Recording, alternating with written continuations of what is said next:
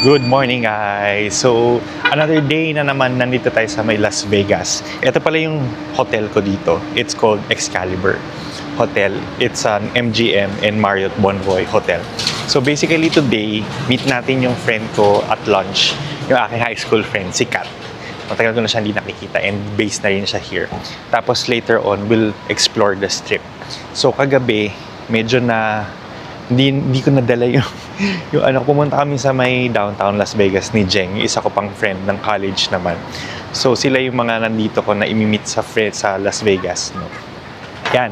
So I had a good rest and this morning nag-breakfast lang ako. Pero let's explore again the Las Vegas Strip.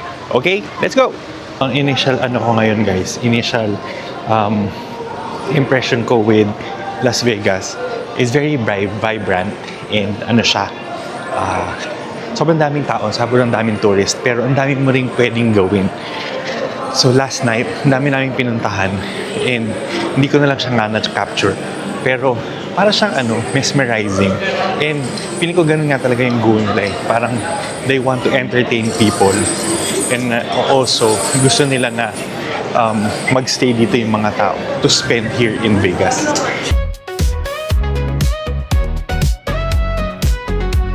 Suitcases packed, the sun is about to rise. Dreams in the luggage, ready to take off towards the desert, to the unparalleled brightness. Dito kami kakain. Lost in this colossal dream. The lights call us, the night is about to begin. So guys, ayan siya. Ito yung kilala daw dito yung ribs nila. So loaded in Vegas. So ganyan siya. Tapos nun may sandwich siya tsaka meat inside combos. So para siyang Outback Steakhouse. Ayan. Kasama ko yung friend ko, si Kat. Ayan siya guys. Steakhouse. Ay, hindi siya steakhouse eh. It's a ribs house dito sa Henderson sa may Las Vegas. Hindi, Henderson sa may Nevada. Ang laki. Sobrang laki. Kain tayo. Grabe guys, ang laki. Ang pagkain. Tapos ang laki ng niya, yung mismong rib. Meron pa. Sige.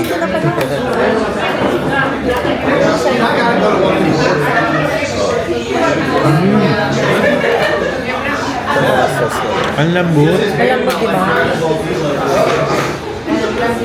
Lagyan mo ito. Ayun, nagkakatapos lang namin dito sa Jessie Ray's barbecue. Ang sarap niya. Tapos nakita nyo ba guys yung ribs? Sobrang laki niya. Tapos sobrang sarap niya. Tapos ang lambot. Akala ko matigas siya kasi malalaki. Sa atin kasi yung Outback, di ba? Parang ang liit lang yung baby back ribs. Tapos sobrang sarap. Ayan. Tapos marami siyang mga sauces na pwede mong ilagay. Sabi daw, hindi daw siya chain. So isa lang siya. Isa lang siya yata dito. Kaya medyo malayo siya from the city. Sinadya namin talaga siya dito. Kasi dapat mag-Outback kami. Pero ano nga siya. Ayan siya oh. Tapos may McDonald's dun. Ayun. So masarap siya. If you're here sa may Henderson, Nevada, pwedeng pwedeng mag-stop by kayo dito sa may Jessie Ray's barbecue para matry ninyo. Yun.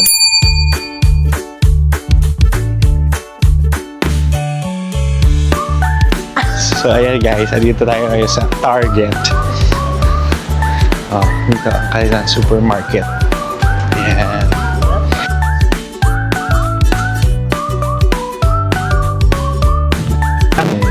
May Elsa pa. Ang cute.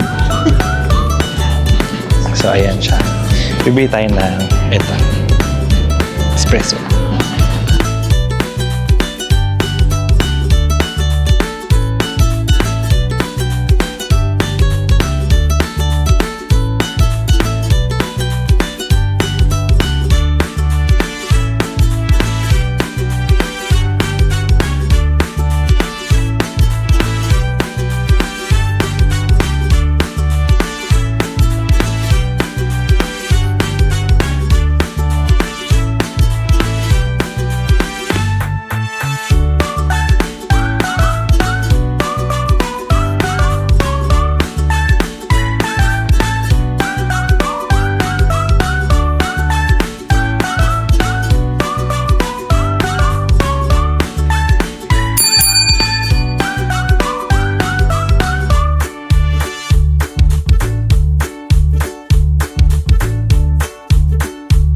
Nandito kami ngayon guys sa may The Fashion Show na mall. Ano siyang malaking mall dito sa may strip. Malapit siya sa may Bellagio and Venetian. Yan. Ikot-ikot lang kami dito. So nabudol ako ni Kat. Bibili ako ng bag, visit na yan. So nandito kami sa Coach. Pero original naman talaga, bibilin ko naman talaga. Bibili naman talaga ako ng bag. Pero hindi ko naman inaasahan na bibili na ako ngayon na. Pero maganda naman. Iniisip ko na rin na talaga yan. So guys, dito kami galing sa may fashion show na mall. Ngayon naglalakad kami papunta dito sa Palazzo Hotel. So yung Palazzo Hotel, nandiyan din yung Venetian. Pakita ko sa inyo, punta kami yung Venetian. Kung same ba siya nung sa Venetian Macau, tignan natin. Kasi parehas siya ng pangalan, tsaka parehas siya ng itsura. So dito naman sa The Strip, ano naman sila, connected naman yung mga hotels nila. So meron namang walkway na pwede mong puntahan. So from one hotel to another. Minsan meron nga silang mga connector within sa loob ng mismong hotel. Kasi ito, may mga walkway naman sila papapunta. So as you can see dito, ito. Ayan yung palazzo. Ayan. Tapos, andito yung Wynn. Wynn to, no? Wynn. Tapos, ayun ang Venetian. Oh, may Louis Vuitton. Ayun ang Venetian. So, doon tayo papunta sa may Venetian. Ngayon. Ganda! Guys, ang ganda, oh. Tingnan nyo, lakad ka lang dito. Sobrang ganda. So, mga dati nakikita mo lang talaga sila sa TV show. Tapos yung mga post lang ng mga influencers. Ngayon, nandito na tayo. Ayan. Ayan ang fashion show. Diyan tayo galing kanina. Diyan tayo nabudol. Oh, ayan. Tapos ayan, ang Resorts World. Nandun siya. Oh, di ba? Ayan, installation ng The Sphere ng The Wizard of Oz. Pupunta tayo sa Grand Canal Shops. Na parehas. Ayan guys, pare-parehas na parehas siya sa Macau. Ganitang ganito. Ayan. O, di ba? Oh. Guys, sa same mo. Tingnan mo guys. Same na same siya talaga. Oha. Kasi ayan, parehas din ng interiors ng nandun sa Venetian Macau. Oh ha, same. St. Mark Square. Same sa Venetian Macau. Talaga ni-replicate nila yung dito sa Macau.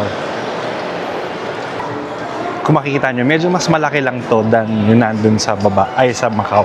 Tapos sa Macau, mas maraming tao. Dito, wala masyadong tao. Doon kasi weekday ngayon. So, okay umikot. Ngayon tignan natin. Kasi sa labas, meron daw gondola din. So guys, look.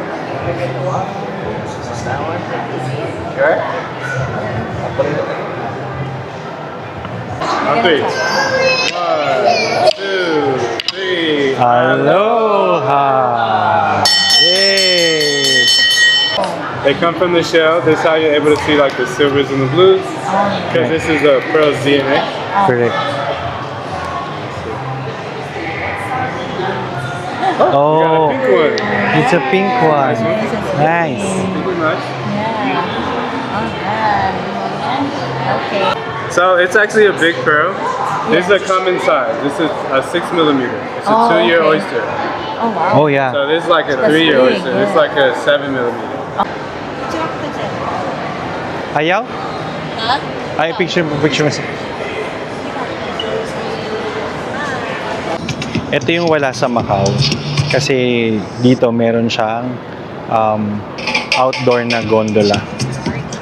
Pero mas maliit siya kasi iikot ka lang dun. Ayan guys, oh, parehas kayo talaga na itsura. Same na same. Ayan.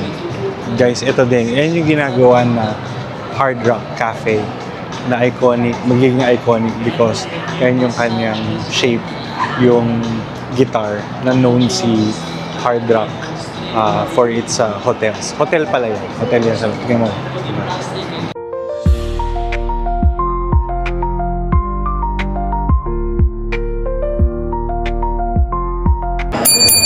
So guys, nandito naman tayo sa may loob ng Caesar's Palace. So iba naman yung kanyang kanyang theme. It's a Roman Empire naman to. Ang kanyang thematic ambience. So of course, si Julius Caesar, meron siyang picture. Meron the Colosseum, meron ganun. Oh wow! Oh, ayan naman. Guys, ayan naman ang mga itsura dito. Uy, coach na naman. Ano na, no? Pinabibili sa'yo isa. So, ayan siya. O, di ba? Ang galing kasi iba-iba talaga yung theme niya bawat hotel. Kung ano gusto mong ambience. So, kanina nasa Italy tayo. Ngayon naman, ito naman Roman Empire. O, yeah. Roman architecture. Pero ganun din, meron din pala siyang itong Trevi of Fountain of Trevi. Ayan. Tapos may mga shops din dito sa baba, tsaka kakainan.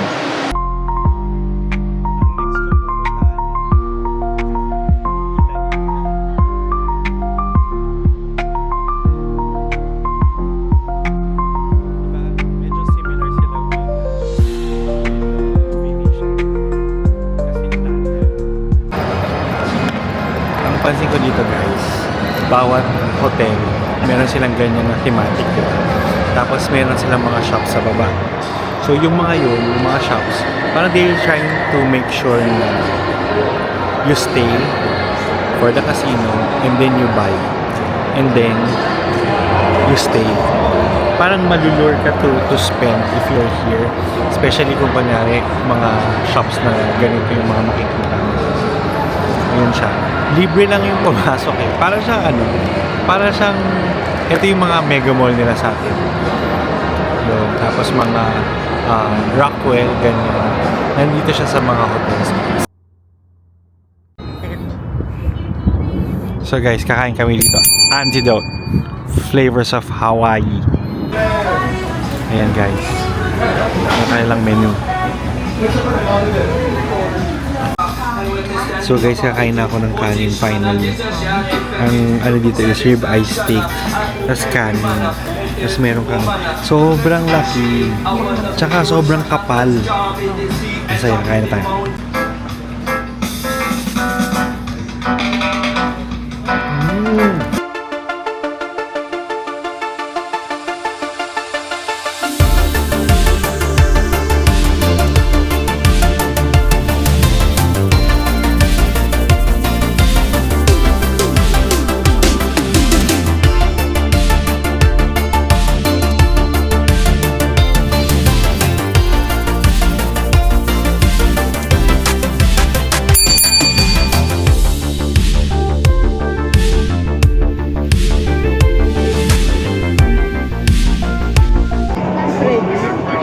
Ayan guys, ito ang another part of Las Vegas Strip.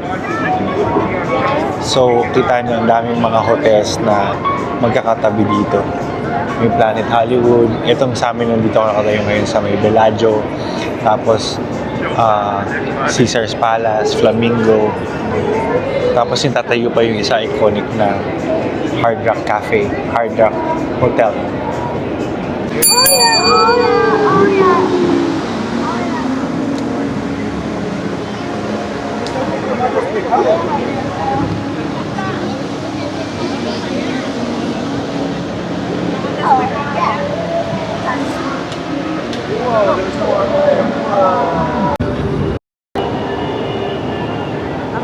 Tapos na.